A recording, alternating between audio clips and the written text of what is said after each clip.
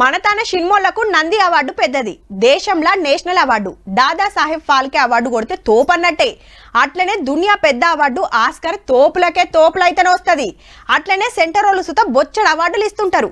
Army జవాన్లకు శౌర్య చక్ర, కీర్తి చక్ర, వీర చక్ర, మహావీర చక్ర, అన్నిటికంటే పెద్ద అవార్డు పరమవీర చక్ర ఇస్తుంటారు.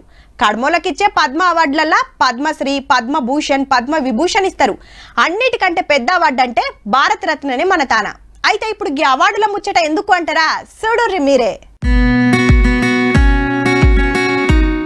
రాక మా దేశానికి వచ్చిర్రని మన రాష్ట్రపతి ముర్ము మేడానికి అవార్డు ఇచ్చి సన్మానించింది ఫిజీ దేశం.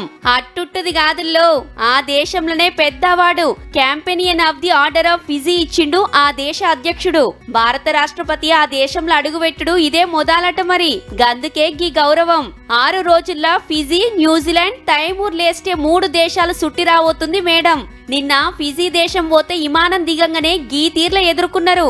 అటెన్క జవాన్ల గౌరవ వందనం నడిచింది. మీరేం రందివడకుర్రి, మీ దేశం డెవలప్ అయితానికి మేము ఆసరైతాం అనుకొచ్చింది మేడం.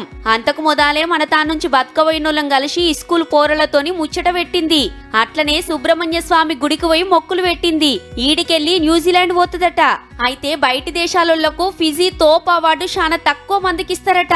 అండ్లా మన మోడీ సార్ సుతున్నాడు. ఇప్పుడు ముర్ము మేడం.